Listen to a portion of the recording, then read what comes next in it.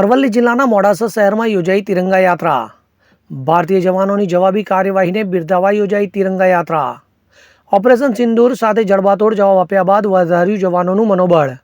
તો જિલ્લા Bhajap chamber of commerce સહિત વિવિધ સંગઠનો યાત્રામાં જોડાયા। રાજ્ય સરકારના મંત્રી ભીખુસિંહ, સંગઠન પ્રમુખ ભીખાજી ઠાકોર પણ યાત્રામાં જોડાયા। તો મોડાસા ટાઉન હોલથી નગરના વિવિધ વિસ્તારોમાં નીકળી તિરંગા યાત્રા। આજે અરવલ્લી જિલ્લાના મોડાસા ખાતે તિરંગા યાત્રાનું ભવ્ય આયોજન કરવામાં આવ્યું છે, જેની અંદર જિલ્લા સંગઠનના પ્રમુખશ્રી અને એમની ટીમ, યુવા મોરચાના પ્રમુખશ્રી અને એમની ટીમ તેમજ શહેરના મોટાભાગના નાગરિકો આ યાત્રામાં જોડાયા છે। આપણે સૌ જાણીએ છીએ કે પહેલગામની અંદર આપણા ભારતના 28 નાગરિકોની નિર્મળ હત્યા કરવામાં આવી। એના અનુસંધાનમાં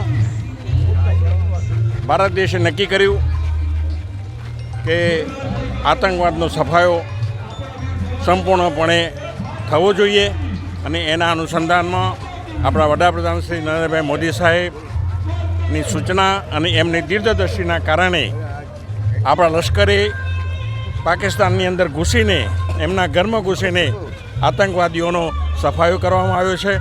આજે દેશની અંદર ભારતીય જનતા પાર્ટીની સરકાર છે, ત્યારે તમામ પક્ષોએ આ ભારતીય જનતા પાર્ટીને અને મોદી સાહેબના નેતૃત્વમાં વિશ્વાસ મૂકીને બધાએ એકજૂટ થઈને એમ કીધું કે ભારત દેશ એકજૂટ છે અને કોઈપણ સંજોગોમાં આતંકવાદનો સફાયો કરીને જ રહેશે।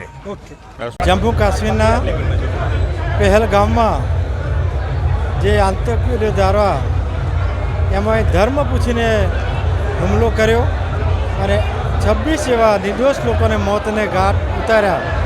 પરિણામે સમગ્ર દેશની અંદર એનો રોષ ભભૂકી ઉઠ્યો અને ભારતના સૈનિકોએ પાકિસ્તાનની અંદર એટલે કે ઘરમાં ઘૂસી અને એમના આતંકવાદીઓના જે અડ્ડા હતા એના પર એર સ્ટ્રાઇક કરી અને એને નાશ કરી દીધો, અને તેમાં લગભગ 100 જેટલા આતંકવાદીઓનો સફાઈ કરી દીધો। અને એ પછી પાકિસ્તાને ભારત પર વળતો પ્રહાર કરવાની કોશિશ કરી, ત્યારે ભારતના સૈનિકોએ એનો જડબાતોડ જવાબ આપ્યો અને પાકિસ્તાનનો એક પણ ડ્રોન કે એક પણ મિસાઇલ ભારત પર આપણે ત્યાં એને હવામાં જ તોડી પાડવામાં આવ્યા, અને જવાબી કાર્યવાહીમાં ભારતે વળતો હુમલો કરી અને પાકિસ્તાનના મોટાભાગના એરબેઝને તોડી નાખ્યો।